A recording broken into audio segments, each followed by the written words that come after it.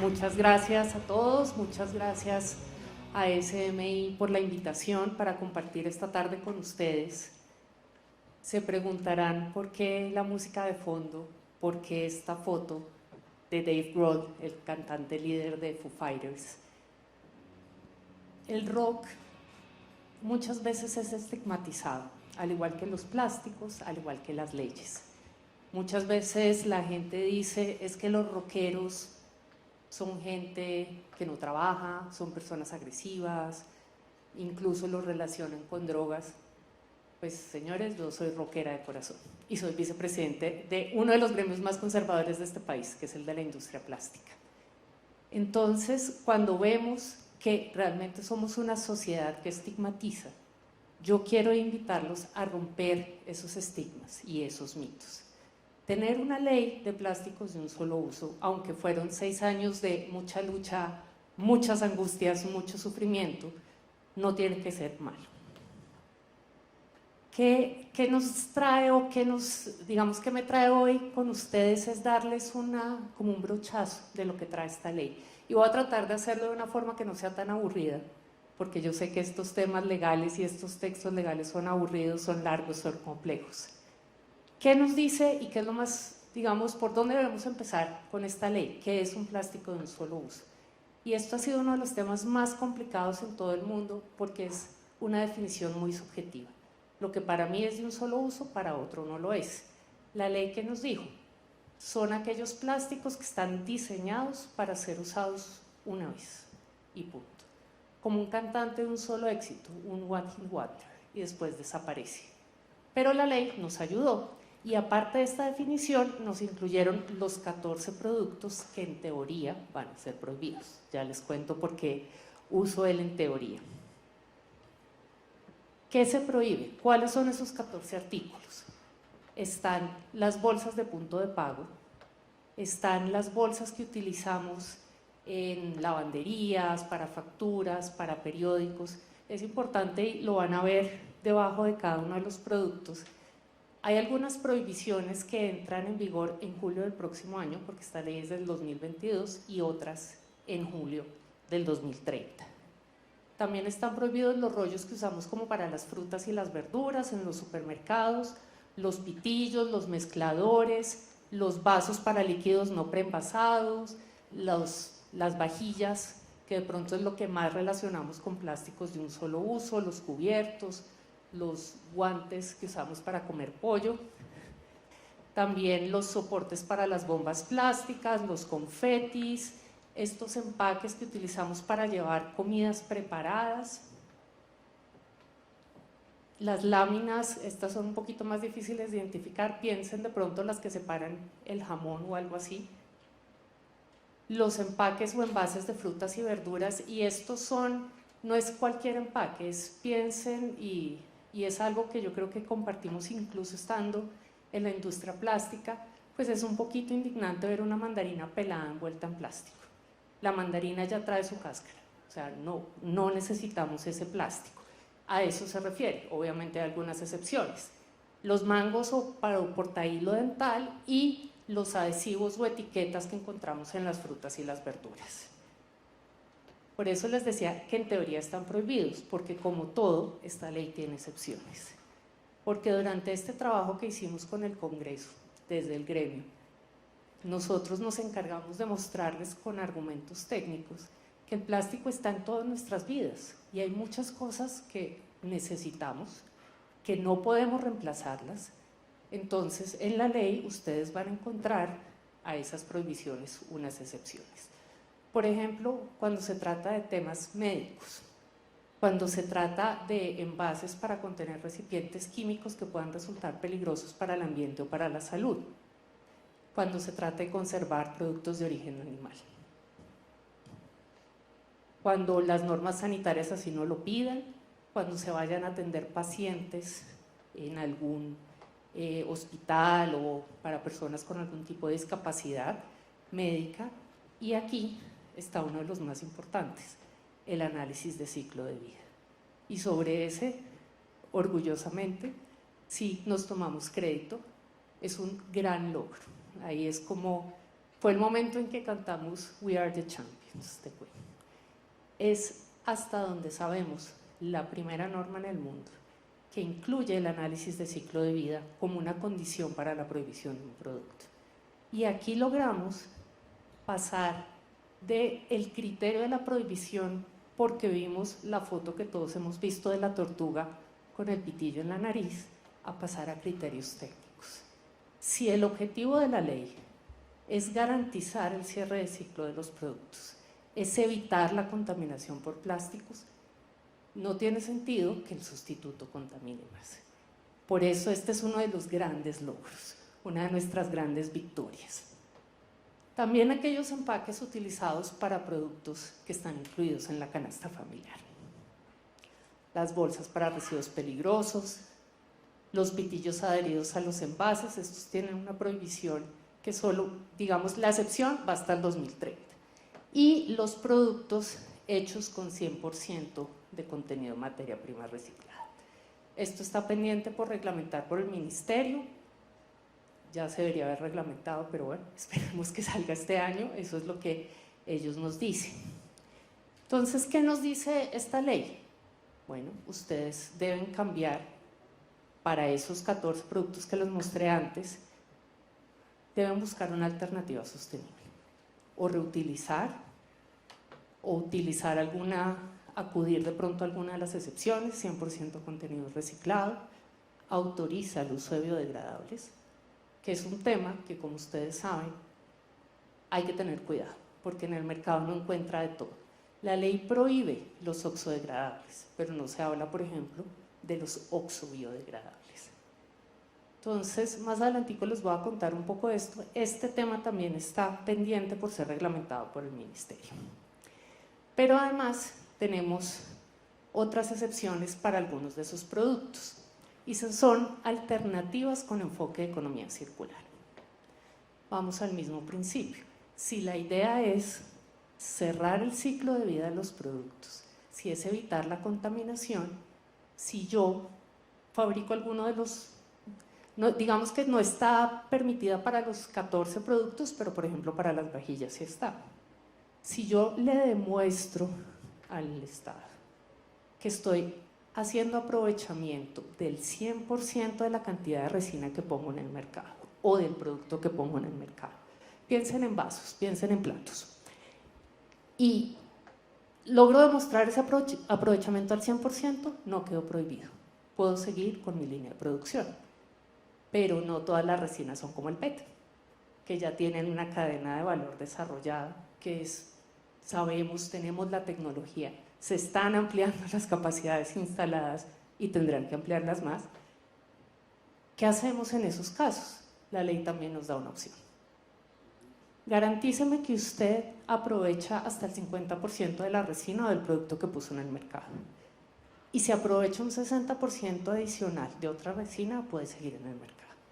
Esto implica que las empresas que puedan y quieran hacer ese compromiso de economía circular van a poder seguir en el mercado. Las botellas PET, lo que nos trae todos acá. Ustedes se preguntarán por qué la ley se concentra o trae unas disposiciones especiales para botellas PET. Pues porque en Colombia tenemos muy desarrollada esta cadena de valor. Y los retos que puso la ley para las botellas PET son muy altos. O sea, viene un camino difícil, pero que seguramente van a poder transitar y para lo cual se están preparando desde el Grupo San Miguel. Aquí nos separaron entre botellas de agua y botellas para otro tipo de bebidas y establecieron dos condiciones. Para el 2030 se tiene que garantizar la recolección del 50% de lo que se pone en el mercado. Entonces, imagínense el trabajo que van a tener que hacer con las organizaciones de recicladores. Hay que recoger más PET. Pero además establecieron obligaciones de contenido mínimo de materia prima reciclada. Para el agua, yo no sé cómo van a hacer, Jaime, a 2030 necesitan tener 90% de materia prima reciclada. Entonces vayan pensando en la siguiente expansión. En cuanto a las otras bebidas, vamos un poquito más despacio, arrancamos en el 20% en el 2025 y llegamos al 40%, perdón, al 60% en el 2040. La diferencia, como ustedes saben, es distinto el comportamiento del agua a, por ejemplo, bebidas gaseosas, y lo permite más fácil de incorporar este tipo de materia prima. Entonces, pues el reto enorme, seguir creciendo con sus colaboradores, pero también una oportunidad increíble. El tema de los biodegradables. Como les decía, esto se tiene que tener como con pinzas, porque en el mercado encontramos de todo. Nos ofrecen cosas maravillosas, la gente piensa que biodegradable es que uno lo pone en la matera y desaparece, y no es así. Tenemos que tener unos criterios específicos, porque además no es en cualquier ambiente y no es de cualquier forma. La ley nos puso unos criterios mínimos que hay que cumplir. También estamos pendientes de la reglamentación del gobierno en este sentido, pero nos dejaron unos puntos de referencia. Tiene que ser biodegradable o compostable en unas ratas de biodegradación específicas. Mínimo 50% de biodegradación en 3 años y 85% en 4 años.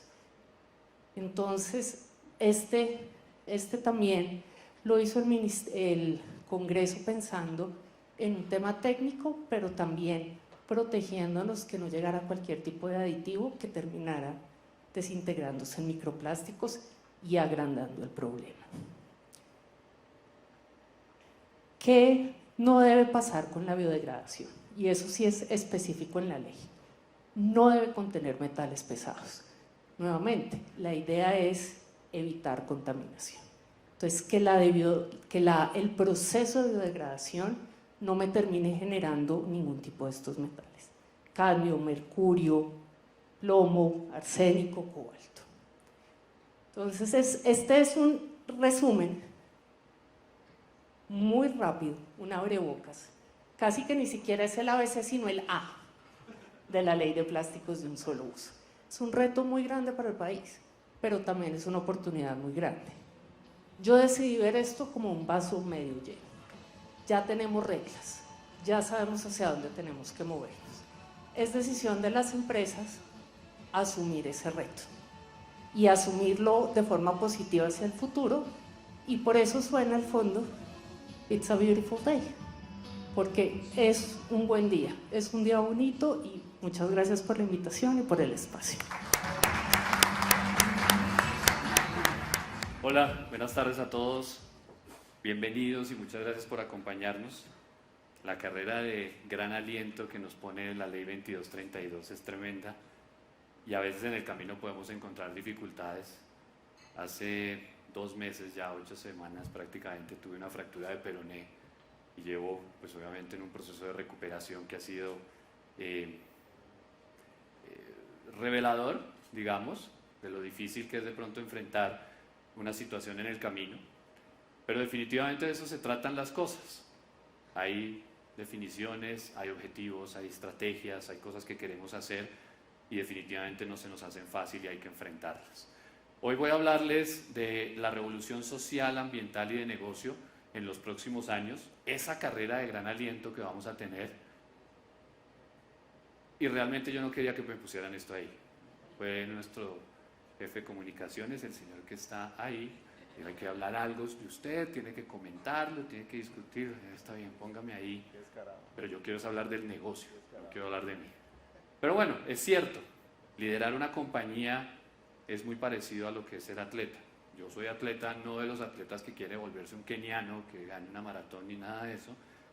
Simplemente establezco objetivos, veo cuánto puedo correr, va mezclando con la edad, obviamente, pero establecemos unos objetivos, entrenamos y miramos cómo sacamos adelante. Eso es lo que queremos hacer en el grupo ahora, con lo más importante, nuestra gente, nuestro equipo de trabajo, nuestros proveedores, nuestros socios estratégicos y obviamente con ustedes que son nuestros clientes. Esta gente es la gente que realmente mueve la compañía y nos sentimos todos muy orgullosos de trabajar para el 2024 ya con casi 750 personas en nuestra nómina en Colombia y, como decíamos en la introducción, con más de 2.500 personas en todo el grupo. La tortuga con el pitillo en el pico. Ahí vamos a entrar en materia. Existe, no hay nada que hacer. El plástico llega al mar, el plástico afecta la fauna, la flora, tiene un efecto negativo en el medio ambiente. ¿Quién le da gusto ver una foto de este estilo? Pero definitivamente, ¿quién es el responsable de esto? Somos nosotros los consumidores. Tú lo mencionaste muy bien en cómo separamos en la fuente y cómo realmente esa separación en la fuente facilita el reciclado y facilita toda la cadena. No lo hacemos bien, inmediatamente la botella rosada, la botella que de pronto no entra dentro del rango de reciclado, llega allá. Y ahí es donde entra la satanización del del plástico. Ahí es donde llega el tema. Entonces voy a mostrarles un video interesante de la importancia del uso del plástico. Si ustedes se acuerdan, en pandemia, ¿cuánto plástico consumimos en nuestras casas para poder obtener los productos, para poder comprar grandes cantidades de cosas, abastecernos, no tener que salir tanto al mercado porque había el riesgo de contaminación, etcétera, etcétera? Y eso nos ofreció una serie de soluciones en su momento para poder vivir esa época difícil. La utilidad del plástico. El plástico. Imágenes como estas nos han enseñado a odiar el plástico.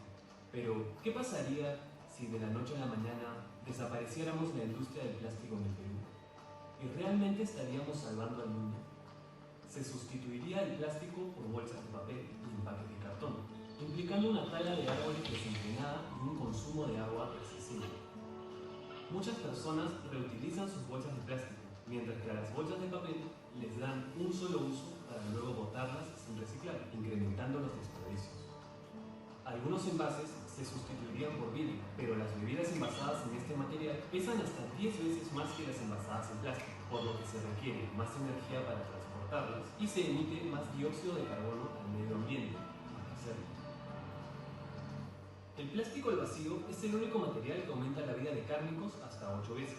Sin el plástico, la producción de carne aumentaría 8 veces debido al poco tiempo que durarían estos productos.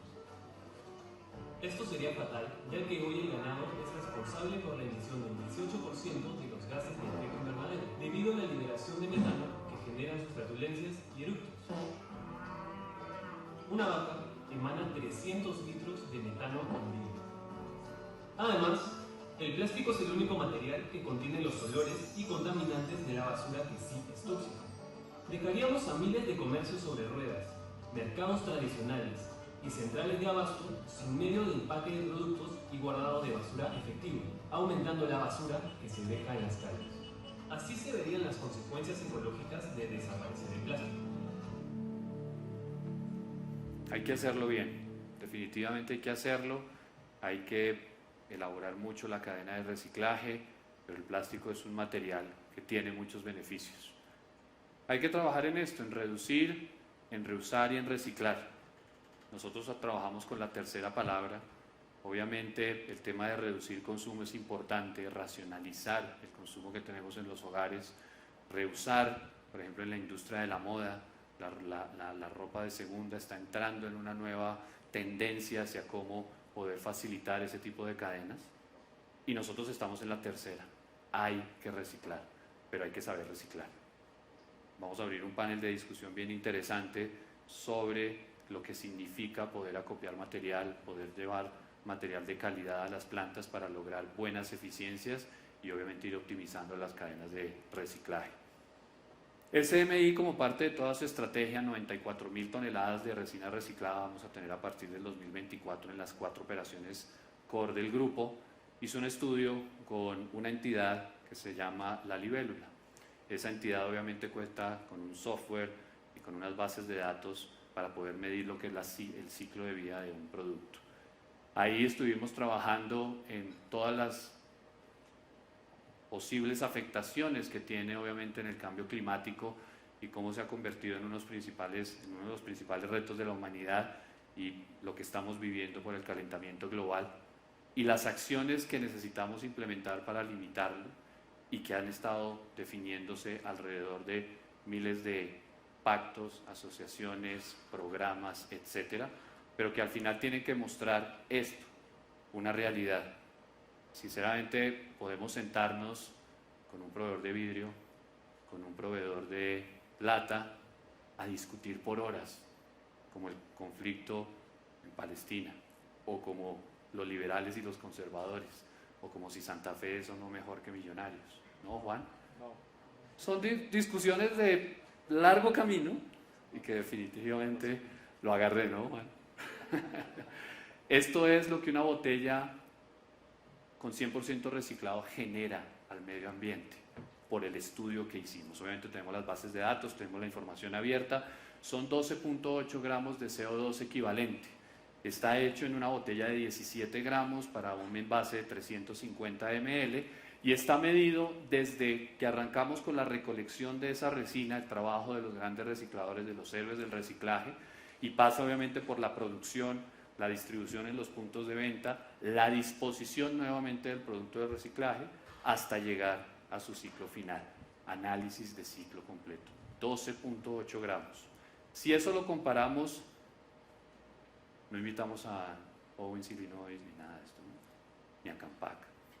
Si lo comparamos con los demás materiales, el PET reciclado de esos 12.8 con el PET virgen, ya hablamos prácticamente de 5 veces de diferencia, menos toneladas de CO2 al ambiente. Y si hablamos con el vidrio reciclado y vidrio virgen, nos multiplicamos por 5 y por 6. Definitivamente el PET virgen es una solución mucho más amigable con el medio ambiente y el PET reciclado ni hablar. Hay otras comparaciones importantes cuando uno escoge los diferentes tipos de empaques. Una botella PET necesita menos energía para producir, aproximadamente un 82%. Ustedes saben cómo se produce el vidrio y la cantidad de megajulios de energía que necesita para poderse fabricar. El PET ofrece la resistencia química perfecta para la mayoría de su contenido y adicional a eso es seguro para manejo de niños, loncheras, etcétera. Otros materiales se rompen y pueden afectar al consumidor. El tiempo de producción es el más rápido del mercado. El tiempo de producción para producir X número de botellas definitivamente es mucho menor que otros empaques. Ya vimos el beneficio en términos de emisiones de CO2, la maleabilidad y la practicidad para poder diseñar diferentes tipos de empaques y diferentes formas. Pues obviamente lo hace como una opción ideal para marketing. Y en términos de peso definitivamente es el material más liviano en el mercado. ¿Qué pasa con lo que Paula nos explicó? Se va a armar una dura. La guerra de la botella. Jorge Andrés López de Mesa de ENCA la definió así y estoy totalmente de acuerdo. Vamos a tener todo un universo de botellas PET. Inicialmente ENCA, APROPET, queremos esa botella para poderle dar todo el ciclo. Obviamente hay usos intermedios en alfombras, en textiles, en otro tipo de cosas que son obviamente también válidos. Y cuando Javier preguntaba sobre la definición de los porcentajes, yo dije, ¿qué va a pasar en el 2030, en el 35? ¿Vamos a llegarle? Vamos a llegarle porque hay unos retos enormes. Está la cifra de dónde vamos a llegar con la ley, pero están los números. Al 2040, si el mercado crece más o menos un 6, un 5%, este año está difícil, pero podemos llegar a necesitar 700.000 toneladas en Colombia de resina reciclada y virgen. ¿Sí? Y en 2030, para cumplir la norma, se estima que se necesiten 120.000 toneladas de resina reciclada. Hoy en día no está construida la capacidad. Y Paula dijo, habrá que invertir. Claro, habrá que invertir, ampliar capacidades. ENCA y nosotros tendremos que buscar obtener esas 120. Pero lo más importante y lo más estratégico es ese último punto. Y es que tenemos que duplicar la recolección. Hay que ir por lo menos a 180.000 toneladas de botellas y eso significa pasar en ese año de 30 a 60% de recolección. Es una tarea titánica. Es una tarea que requiere el involucramiento de las marcas, de los embotelladores, del gobierno, de nosotros los productores, del gremio reciclador. Es un trabajo que tiene un montón de aristas en donde definitivamente tenemos que disparar rápidamente para poder atacar esos retos. ¿Qué estamos haciendo en Aproped? Sinceramente, negocio es negocio, ¿no? Obviamente uno no invierte 28 millones de dólares para generar solamente una parte de los componentes. Hay que generar dinero, hay que generar un retorno de inversión, pero este negocio es interesantísimo porque va con el tema social, el tema del medio ambiente. El grupo de acopio de Aproped, liderado por Liz y con un muy buen equipo de trabajo, está haciendo esto, trabajando en cada uno de los centros de acopio para poder eficientar esos centros de acopio, poder llevar la capacidad de ese centro de acopio a no simplemente acopiar globos, sino poder compactar el material, poderlo hacer a través de máquinas que nosotros le suministramos, compactadoras, donde incluimos el mantenimiento, donde hacemos lo posible por acompañar al reciclador para que eficiente su negocio, enseñarle qué es el material que puede servir para el reciclaje, tener incentivos de volumen y obviamente suministrar EPPs, actividades de bienestar, etc.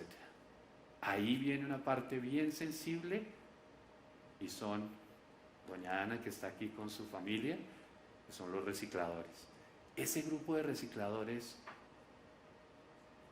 viendo el tema social, es un grupo vulnerable. Ustedes recuerdan que hace muchos años las empleadas del servicio doméstico no tenían pensión, no tenían seguridad social, no tenían todas sus prestaciones, y eso se reglamentó. Se llevó unas leyes al gobierno tal, y ahora los que utilizamos sus servicios, si somos responsables con esas leyes, tenemos que responder por eso. A pesar trabajen 8 horas, de pronto un día a la semana, 2 días a la semana, tienen derecho a esas prestaciones. El reciclador no está formalizado. El reciclador tiene que tener sus medios de seguridad. El reciclador tiene que tener un ingreso. Es un trabajo que definitivamente no podemos olvidar. Bien por SMI, que invirtió en 28 millones de dólares en la ampliación de una planta. Bien por las marcas que sacan nuevos productos al mercado. Tenemos que encadenar al reciclado. Hay que trabajar en esa vía y hay que seguir viendo ese componente social como un gran compromiso. Es un beneficio para los que estamos acá. Hay que cumplir la ley. Yo le iba a preguntar a Paula, pero pues ya estaba muy larga la conversación. ¿Qué va a pasar si a mitad de camino no damos con el acopio, no damos con las inversiones y no damos con el porcentaje y las 180.000 toneladas en el 2030? Hay que ir para atrás, deshacer la ley y quitar todo este trabajo que hemos hecho todos. Eso hay que verlo y hay que, obviamente, contribuir.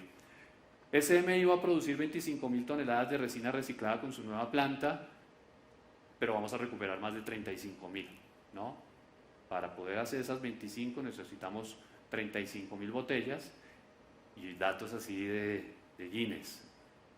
Hay que recolectar lo que se acerca a 1.600 millones de botellas al año. 1.600 millones de botellas, que equivale a darle 49 veces la vuelta si uno coloca la botellita detrás de la botellita a la tierra por el Ecuador. Un jurgo. Es impresionante. Y de ahí vamos a poder reducir en 38 millones de galones de petróleo para producir esos 1.600 millones de botellas. Con eso vamos a dejar de consumir casi 21 millones de kilovatios en energía. Con eso vamos a dejar de consumir 981 millones de litros de agua. Y con eso vamos a dejar de emitir alrededor de 46.000 toneladas de CO2 al medio ambiente. Impacto ambiental enorme, un enganche social tremendo y un buen negocio. Eso es lo que queremos. Esto es el porqué. Nuevamente don Juan Pablo, que ponga una foto, que sensibilice a la audiencia, que no sé qué, que dice, ok, listo.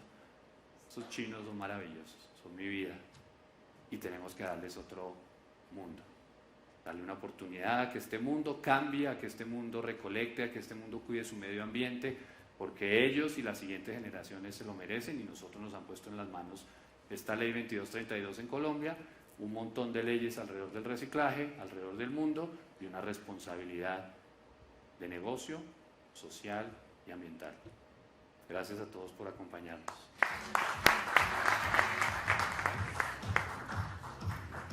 Gracias a todos por estar aquí. Bueno, ya iba a entrar diciendo que yo soy el viajero estructurado, ¿no? Y también ya me ganó con decir que soy de México, así es que, bueno, vamos allá. Bueno, hace 8 años, cuando vine de México a SMI, a tomar un reto grande que era la amplificación del portafolio de SMI con las especialidades, mi esposa, la jefa, ¿no? La gerente de mercadotecnia, porque dicho sea paso es mercadóloga ella, me sentó y me dijo, listo, vamos más allá de los sueños, de las metas personales, ¿no? Y profesionales, ¿qué plan tenemos acá, ¿no? ¿Qué hacemos? Y como buena soñadora y como buena mercadóloga, ¿no? Pues me planteo viajar, ¿no? Muchos de nuestra generación, de mi generación, es uno de los grandes objetivos, ¿no? Pero ella no se quedó como vamos a viajar ahí nomás, ¿no? Así como cuando nos sentamos a delimitar un proyecto con un grupo grande de la empresa, con producción, con mercadotecnia, con I+D, con la parte comercial, pues ella me planteó esta restricción, ¿no? Que era conocer las 7 maravillas del mundo, ¿ok? Yo me quedé así. No, bueno, o sea, era un sueño bastante importante, era una restricción, ¿no? Dentro de lo que nosotros queríamos hacer, pues el tiempo, ¿no? El dinero, por supuesto, y así como en cada viaje que nosotros hemos tratado de desarrollar, nosotros teníamos prejuicios de cada uno de esos viajes, que si tengo que dar propina acá, que si no tengo que dar, que si está bien visto, que si está mal visto, que si la comida es picante o no, ¿no? Así mismo pasa con los proyectos de desarrollo, ¿no?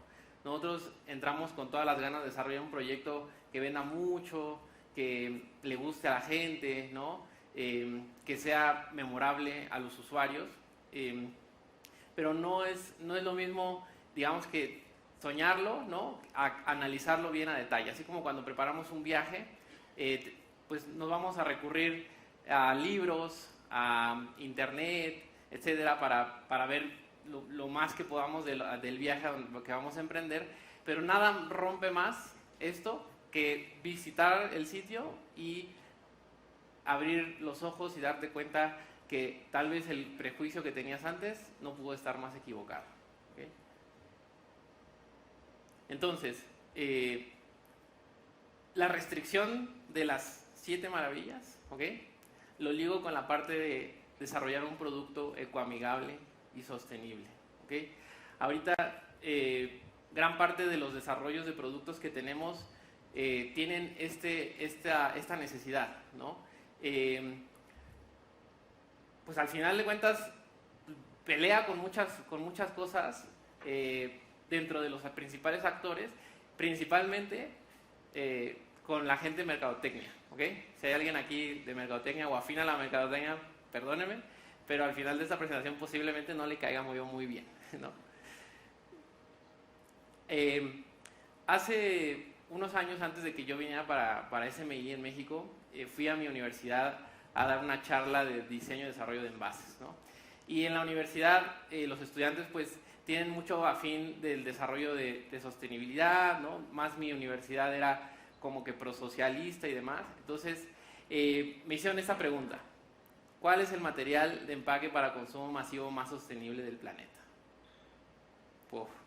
Bueno, yo seguramente lo respondí poco objetivo, ¿ok? Porque yo trabajaba en una empresa en envases universales y es transformador de PET, ¿no? Entonces, seguramente dije algo defendiendo al PET, pero con el paso del tiempo yo me he dado cuenta que esa respuesta en realidad no puede ser respondida, ¿ok? Al menos no aquí ahorita.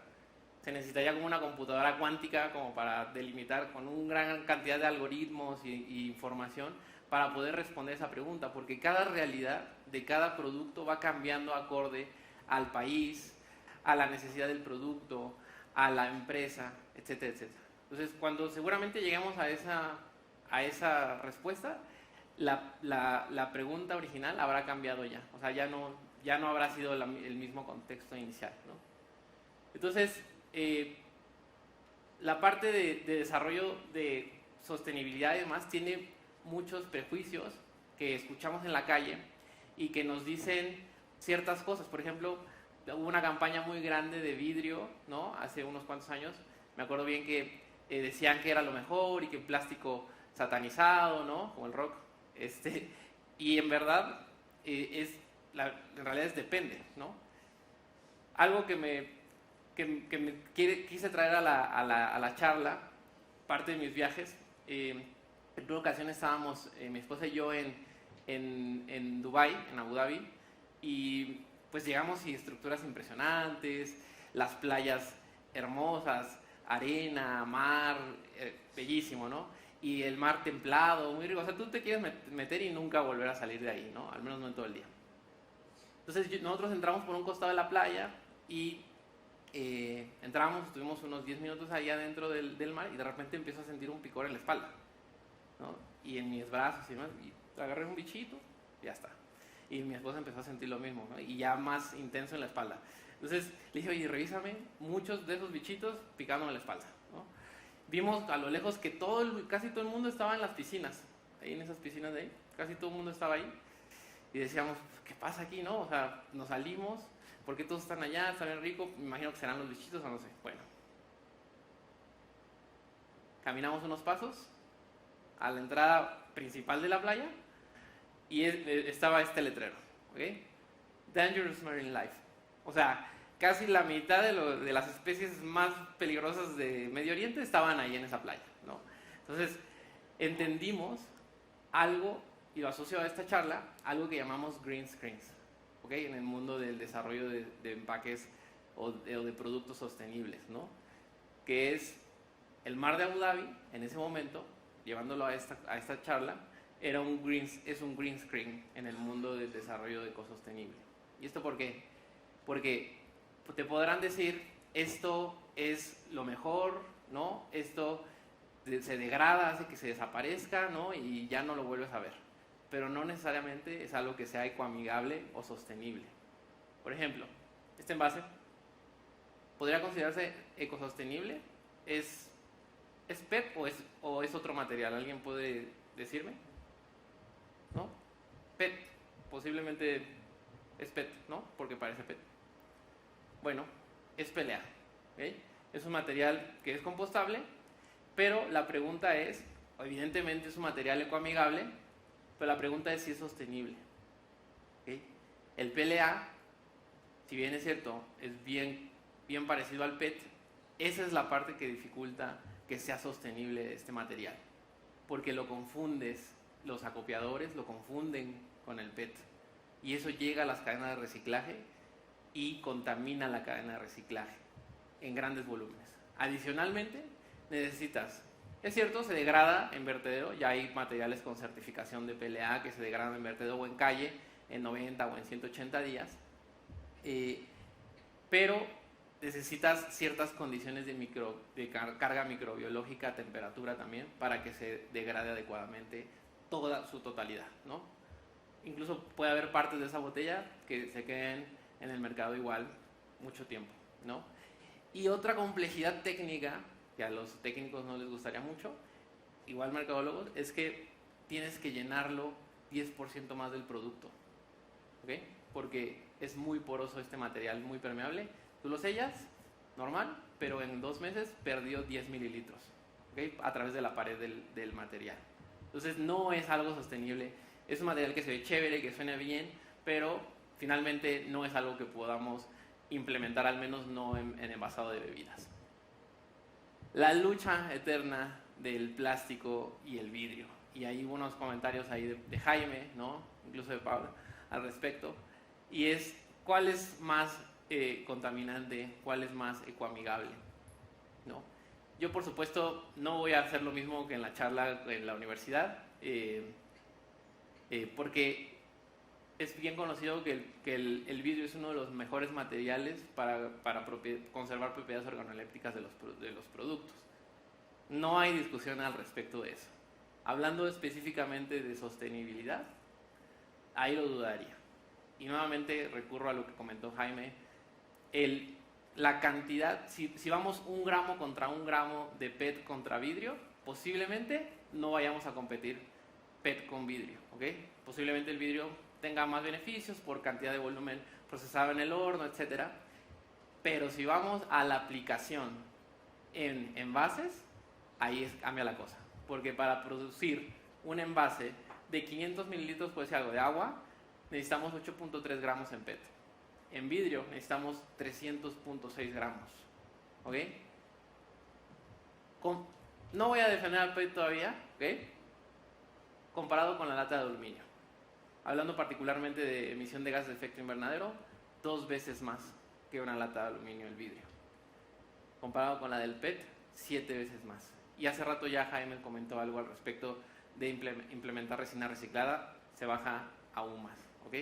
Entonces, no es que me remito nuevamente al tema de qué material es mejor, qué material más sostenible, el que al finalmente el producto requiera, ¿ok?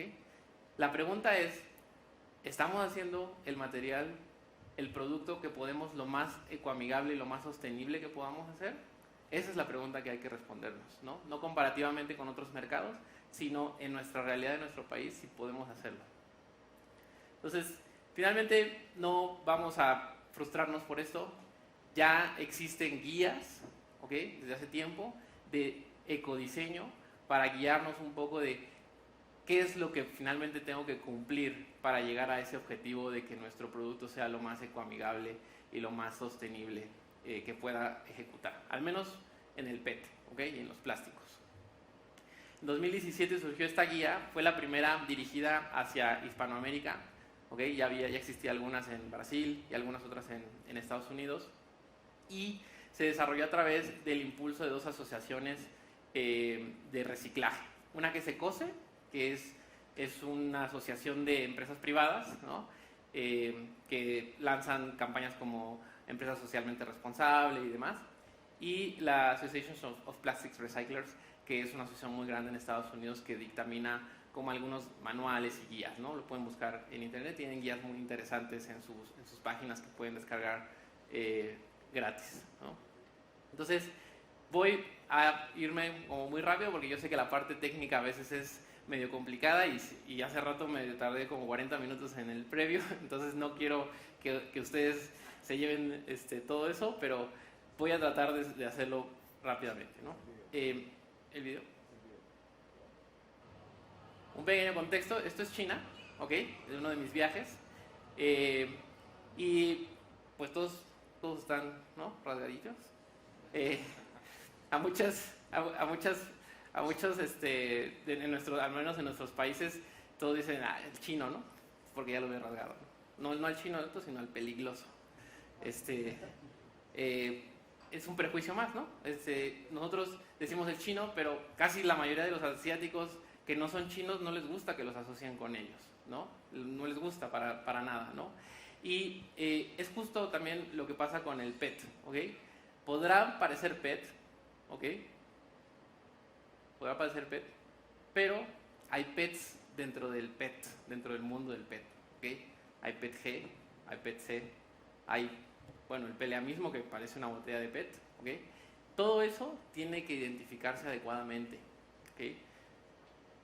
Aquí la esencia del manual del manual de ecodiseño es ir a lo minimalista, o sea, un envase lo más minimalista posible, quitando parámetros adicionales, más allá de lo funcional, evitando requerimientos mercadológicos, que finalmente son de visión, ¿no?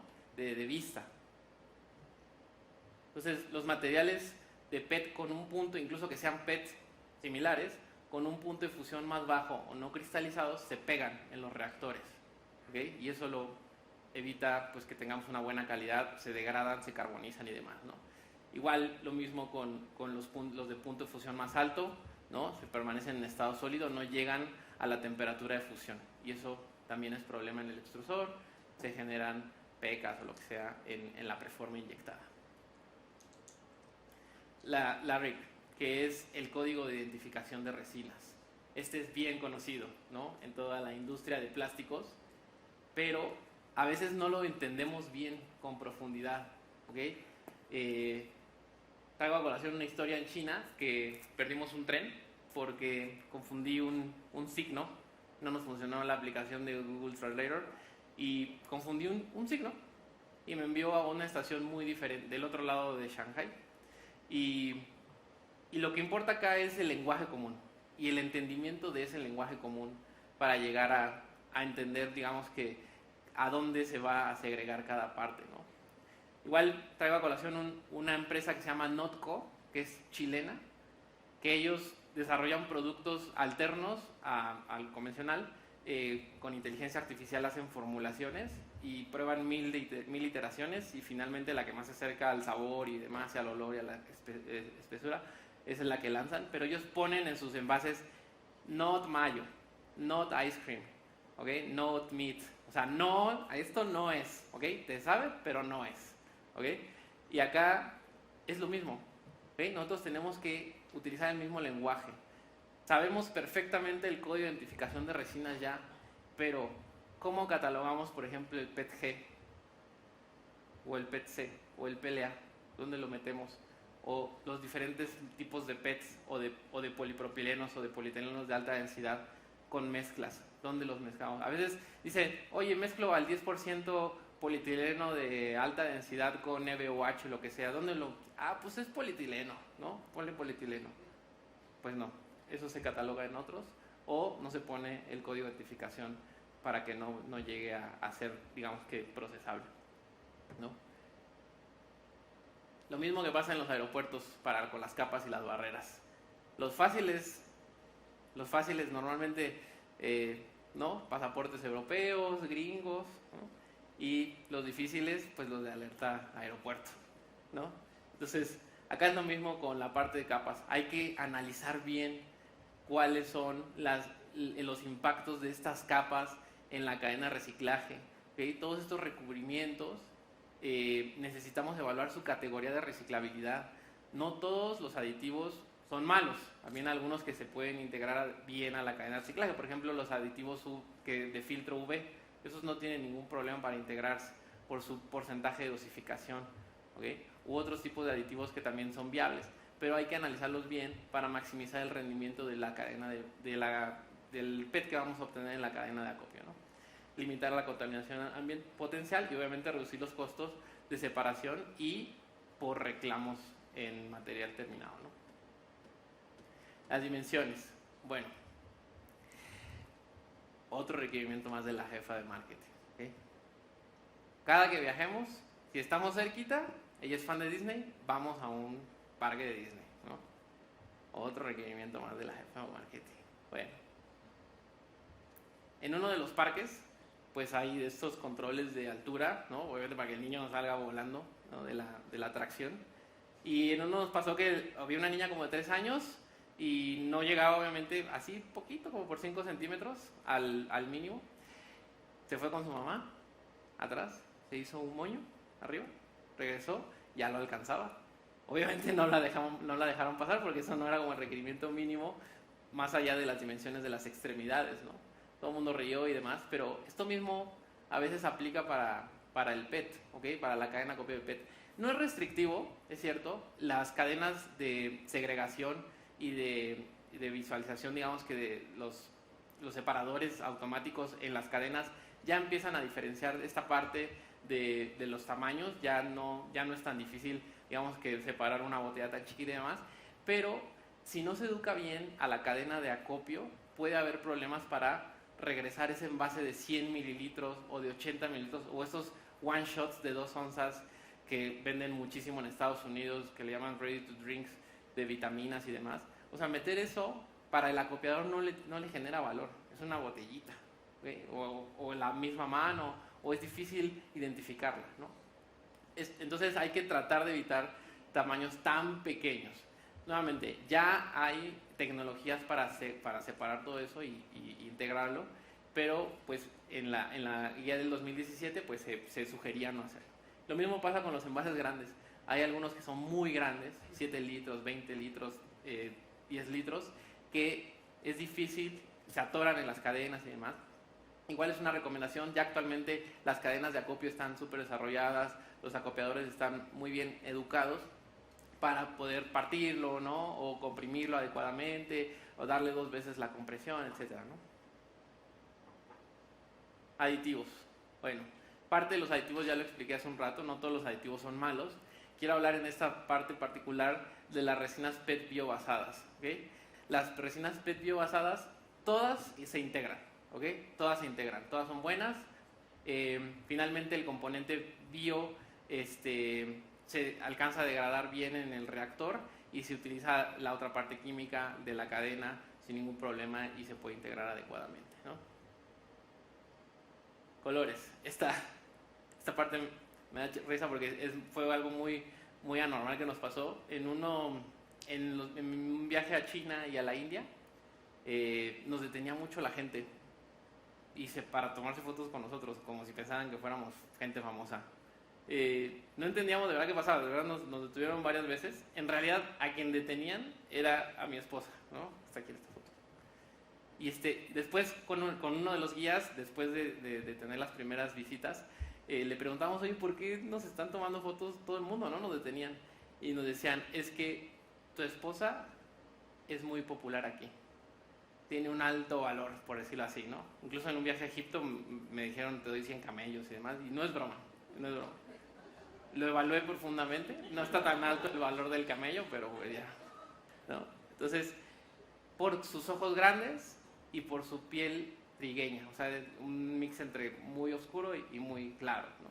Entonces, decían que era y él quiso a unos fans, ¿no? Lo mismo pasa con los colores. Hace rato lo comentamos lo comentó Jaime, ¿no?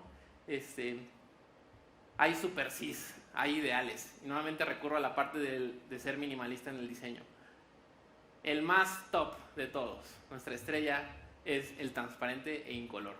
Ese es el que queremos todos los acopiadores, todos los recicladores. Ese es el que más nos encanta.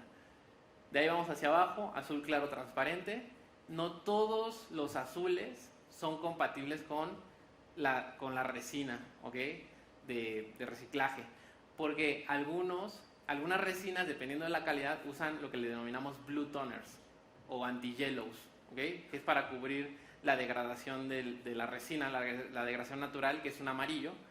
Y no todos los azules son compatibles con esos blue toners y se vuelve más grisáceo o un color medio raro. Entonces, también hay que hacer un análisis, pero igual llega a ser parte transparente, no es tan grande el volumen, así es que igual podemos analizarlo a detalle. Y el verde transparente. En 2017 no era un problema, ¿ok? Después se empezó a analizar el volumen total que se podía juntar de ese gran volumen y no alcanzaban ni para prender la máquina de lavado y de reciclaje. Y en base a esa necesidad nueva de las cadenas de reciclaje, de los acopiadores y de los procesadores de resina reciclada, fue que algunas marcas ya empezaron a eliminar sus colores transparentes de sus famosas marcas de bebidas gaseosas de limón, ¿no? Entonces, hacia allá estamos empujando, ¿no? Hacia tratar de eliminar todo eso que llega a contaminar la cadena de acopio. Ahora, los indeseables. Y por eso decía que los de marketing a veces me van a odiar con esto porque esto les encanta, ¿no?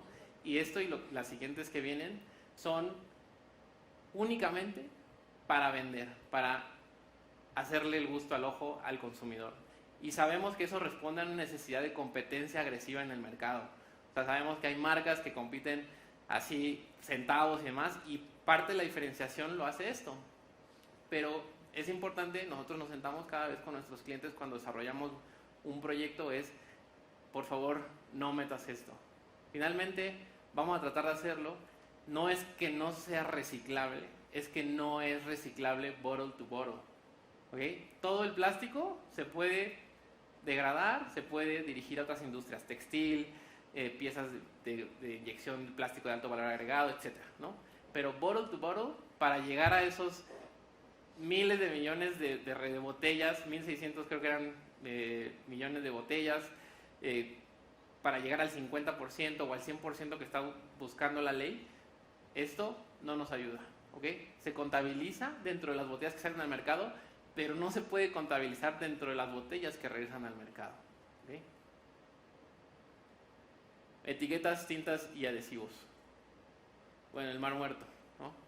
¿Por qué traigo esto acá? Porque el principio de flotación de materiales es el que utilizamos para la separación de los diferentes materiales.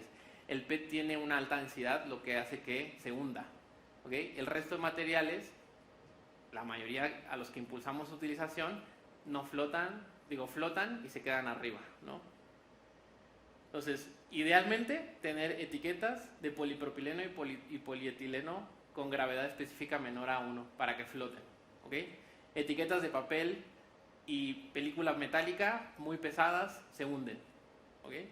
Se recomienda no utilizar tintas que no sean lavables. ¿Okay? Hace poco una marca de bebidas isotónicas lanzó al mercado diciendo tengo una botella 100%, ¿no?, reciclable, tapa, etiqueta y demás, ¿no? Esa etiqueta es PET-C, ¿no?, con tintas lavables, ¿sí? Y eso ayuda, o sea, sí es un producto pensado, digamos, sosteniblemente ecoamigable, porque el PET-C finalmente llega a integrarse a la cadena sin ningún problema. Se hicieron pruebas y demás, y bien. Entonces hay que asegurarse de que sean fácilmente removibles esas tintas, ¿no? Otra vez, tapas dispensadores, que les gusta a la gente de marketing, ¿no?, poner tapas y sobre tapas, ¿no?, y sobre tapa sobre la sobretapa, y aparte otro para que sea más alto y el size impression, ¿no?, y demás. Y yo traigo acá un tema que aprendí en Japón, de orden, respeto y la cultura que tienen ellos, ¿okay?, hacia el respeto a los demás. Allá en Japón tienen un desarrollo de economía circular impresionante, ¿okay? Lo que mencionábamos hace un rato, le echaron la bolita a la industria con esto, posiblemente. En Perú sucedió, por ejemplo. Y obviamente es como, no puedo responder en esto. O sea, la sociedad, que es el principal contaminante, es el que tiene que poner la mayor parte de esto. Pero desafortunadamente nosotros, como seres humanos y sociedades, no entendemos ese respeto y no botamos la basura donde debe de ser, ¿no? Entonces eso complica la economía circular. En Japón allá tienen, aparte de leyes que impulsan esto, tienen un ordenamiento en los días en que recolectan cierto tipo de basuras, tienen colores a las bolsas casi. Y me impresionó ver en una ocasión que una persona abría los test de bolsita que estaban ahí, le sacaba la orgánico que tenía dentro, lo ponía en orgánico, la bolsita la ponía en no lo identifico, no el papelito en el de papel y demás. O sea, a ese grado llegan algunas personas en Japón, ya sea porque quieren o porque los incentivan o los impulsan a hacerlo, ¿no? Los multan si acaso por si no sacan el día que les toca su basura, ¿no? Lo mismo pasa con todo esto de aditamentos. ¿Qué tan difícil va a ser llegar a ese punto de separación adecuada si existen 1000 cosas en la botella, ¿no? ¿Cómo el usuario va a entender de qué se trata cada material? De que si es de metal, que si son de papel, que si es perjudicial, que si se puede separar o no. O sea, eso es parte de la educación que se tiene que implementar con ONGs y demás, ¿no? Entonces, PVC y PLA obviamente no entran a la cadena, como expliqué hace un rato. Los capuchones, sellos, todo eso debe de evaluarse, incluso los liners, ¿okay? Todo eso también debe de evaluarse. En Europa están incentivando una ley para que las tapas se aten, ¿no?, las tethered caps, y el reciclador haga el trabajo de hacer la separación, porque no le pueden dejar ese trabajo a la sociedad. O sea, todo eso se está trasladando a la industria. Le están nuevamente, listo, no importa, lo hacemos, con tal de que podamos acopiar más volumen y tú evites que se contamine esa botella y el producto que emita sea de mejor calidad, lo hacemos, ¿ok? Entonces, no nos sorprenda que después esa ley o esa iniciativa de tethered caps se venga para acá y también tratemos de impulsarlo, ¿no? Y bueno, ese es un resumen, puse los puntos más importantes. Nuevamente, hay un sinfín de cosas, no pretendemos que ustedes lo solucionen solos, estamos nosotros para guiarlos en esta parte, impulsarlos. Finalmente no es que nos vamos a negar a hacer un proyecto y demás, sino que vamos a tratar de responder la principal pregunta: que es, ¿estamos haciendo el producto más sostenible y más ecoamigable que pueda ser? Esa es la pregunta que nos debemos de responder nosotros y llegar a cumplir un sueño y una meta que sería responder y decir sí, ¿ok? Y acá, por si se preguntaban cómo iba con el tema del sueño de la country manager, ¿no? Pues, bueno, ahí está. Buenas noches a todos. Mi nombre es Ana Rodríguez Leguizamón, soy representante legal de la Organización de Recicladores Remaret.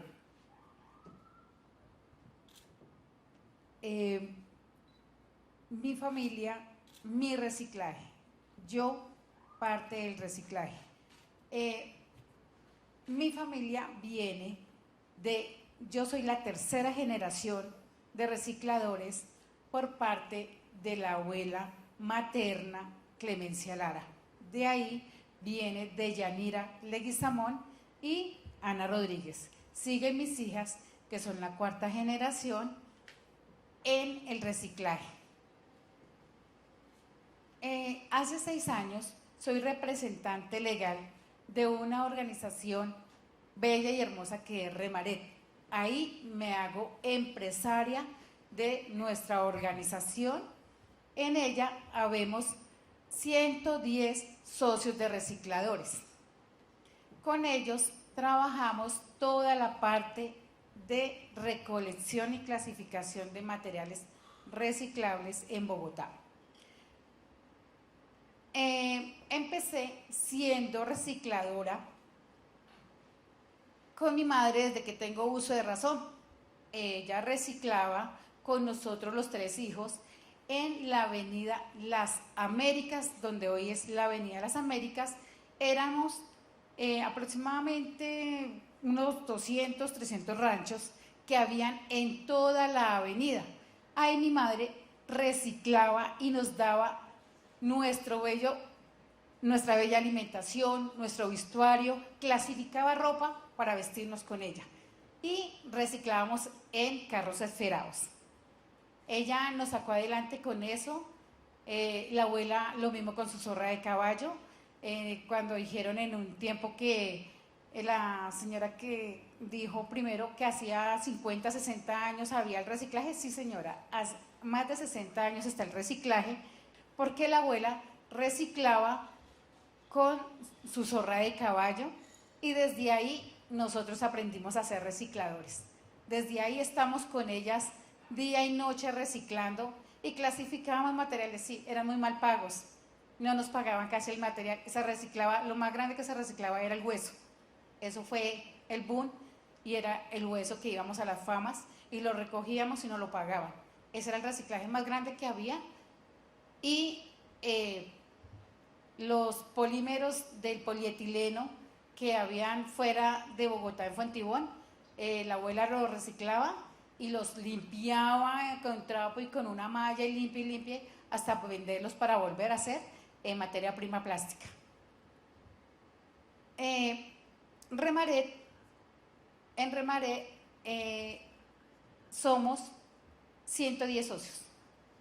De esos 100 socios está el 20% de recicladores de la tercera edad, están entre los 60 y 78 años, el mayor socio de nosotros. Con ellos estoy haciendo lo que yo tuve en un tiempo atrás. Pasan necesidades, me tocó pedir prestados mis uniformes para poder estudiar, hambre, sol, para estar con mi madre al lado, y hoy en día vivo eso con ellos. No quiero que lo pasen, porque ellos tienen ya una vejez que hoy en día muy pocos los ven. Con ellos, ¿qué hacemos en la organización? El grupo de socios y la junta directiva de Remaret tenemos un sistema que es ayudarles con alimentación, con subsidio de transporte y parte de medicamentos, porque no podemos con todos los medicamentos porque son costosos. A veces se salen de la mano de nosotros.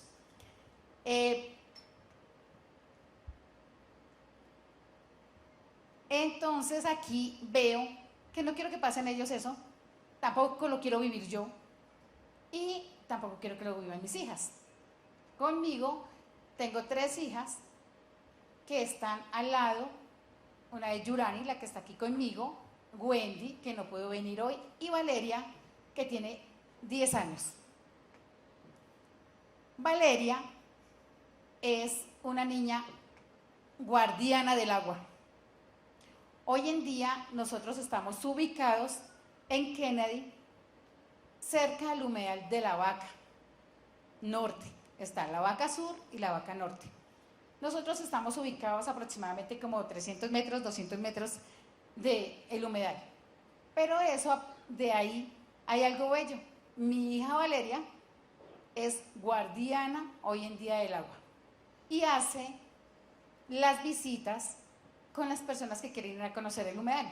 Hoy preciso estaba con gente extranjera, con gente alemana, haciéndoles conocer el humedal de la Vaca y haciéndoles conocer los pesebres que estaban haciendo con material reciclable. En este humedal hacemos ayudas ¿en qué? En siembra de árboles, en limpieza de árboles, todos los socios. Hay un socio que es de la tercera edad, se llama Luis Valencia, y él nos ayuda a limpiarlo, él nos ayuda a tenerlo bello y hermoso en nuestro humedal. ¿Quién es Ana Rodríguez? Nací en Bogotá, ya les había dicho, con mi madre, viví en la avenida Sexta hasta la edad de 8 años y luego de los 8 años viví feliz porque viví cerca de empresas que era Robin Hood, Zenú, y allá nos regalaban la comida y nos sentábamos un grupo de niños en cantidades, nos llevaban regalos y hacíamos filas, comíamos helado, las salchichas que nos regalaban, todo, era espectacular. Pero el día menos pensado, el gobierno decidió que tenía que hacer la Avenida de las Américas y la Avenida Sexta. De ahí nos pasaron a un lote en Bosa, Brasil, cerca a parceras que sembraban cebolla, zanahorias, legumbres. Era muy retirada del pueblo de Bosa, eran lejísimos. Entonces, ¿qué hacíamos? Empezamos a aguantar hambre. Empezamos a ver las necesidades. Nos tocó rellenar los lotes con recibo que nos enviaban en volquetas. El día menos pensado, nos pusimos a andar y veíamos pasar los carros de la EIS. Pero nosotros nunca nos habíamos colunchado en un carro de la EIS. Para nosotros era algo, el carro de la EIS. Y llegamos un grupo de muchachos, de niños y los padres de nosotros a encontrar la avenida donde pasaba el carro de la EIS y llegamos hasta la puerta donde era el relleno del Gibraltar en Bosa. Ese relleno, ahí llegaban los carros de la EIS. Nos colunchamos, nos escondimos en los carros para adentrar al botadero directamente, donde todo llegaba de Bogotá, llegaba allá. ¿Y qué hicimos? Nos volvimos las hormigas recicladoras de ese botadero. Allá llegaban, volteaban y todos corríamos detrás de nuestro reciclaje. La felicidad más grande, volver a ver reciclaje en cantidades alarmantes. Y era muy bonito, se reciclaba el vidrio. El vidrio era muy importante para allá, era lo que más nos compraban ahí, el vidrio. Pero todo era material reciclable. Estudié en el Colegio Luis Vargas Tejada. De Bosa, Brasil, me tocaba dirigirme a la 68 con la avenida 1 de Mayo. Ahí acabé mi bachillerato, estudié de noche con la ayuda de mis 2 hermanos, que la única que siguió estudiando fui yo, porque ellos siguieron siendo recicladores autóctonos de calle, de donde les llegara el reciclaje, y luego estudié auxiliar de enfermería en la noche. Estudié el auxiliar de enfermería porque por las 2 mujeres que tenía a mi lado, que era Yurani y Wendy. quería que cambiaran la trascendencia de vida y no siguiera en la calle como yo lo hacía en calle, sino mejor. Y aprendí la parte humana grandísima en la enfermería. Siempre he sido líder de la organización.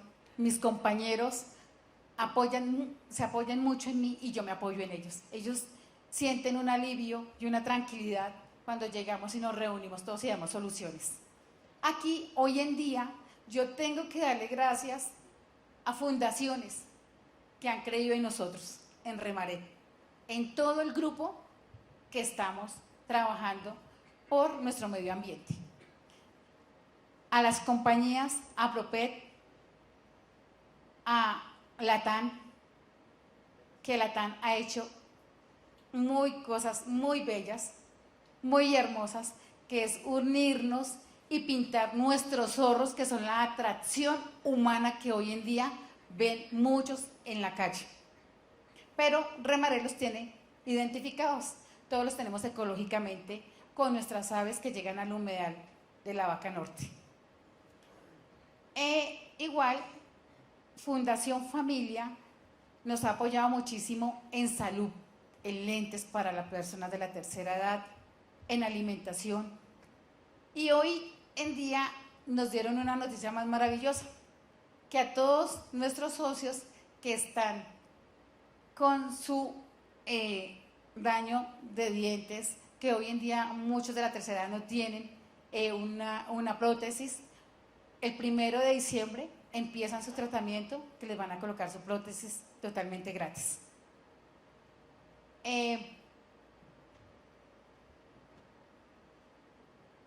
Este es nuestro vehículo principal y conocedor de Remaret, que lo tenemos, es un vehículo antiguo y lo tenemos con nosotros y nos hace conocer por todo lado por donde está, en Bogotá. Remaret, organización de recicladores. Y por último, ¿qué quiere Remaret? ¿Qué dignificamos nosotros como recicladores y qué queremos hacer? Seguir creciendo, apoyar a Propet con más reciclaje, con más PET. Antes entregábamos 5 toneladas, ahorita estamos entregando 20 toneladas por la sensibilización que hacemos puerta a puerta. Hacemos sensibilizaciones a los compañeros, empresas, áreas hospitalarias, que ya nos hemos hecho conocer y estamos hoy entregando una cantidad. Por eso yo decía que éramos capaces, porque si nos unimos y vamos y damos el incentivo más bello, que es decir, gracias, hagámoslo por todos y hagámoslo por nuestro planeta y por nuestros hijos que tenemos, para que les quede algo lindo en el mañana. Yo amo y quiero seguir siendo recicladora y ser una recicladora digna de decir sí lo podemos hacer y sí lo podemos lograr. No queda todo en palabras, sino es cumplirlo, hacerlo. Mire, yo trabajo 24 horas. Remaret cierra puertas únicamente el día sábado para descansar el domingo. Trabajo día y noche. Y si yo me tengo que quedar, me quedo. Lo que yo les decía muchas veces de la contaminación que hay en las botellas de PET que tenemos que limpiar, porque nosotros lo hacemos con bisturí. Quitamos la etiqueta y entregamos el PET beneficiado, el llamado PET beneficiado. Lo entregamos compactado gracias a Propet, que hoy en día tenemos una compactadora que llevamos nuestro material compactado, pero ¿qué falta? Y nos falta, nosotros somos, mis compañeros dicen, el burrito que cargamos el PET porque no tenemos nuestra máquina para subir a los camiones. Pero no importa, no es imposible. Lo hacemos con nuestras manos y lo llevamos a la empresa donde nos lo reciben cordialmente. Amo y quiero seguir aportando un granito de arena más para todos, no para mí sola, sino para todos en el mundo entero. Eso es Remaret.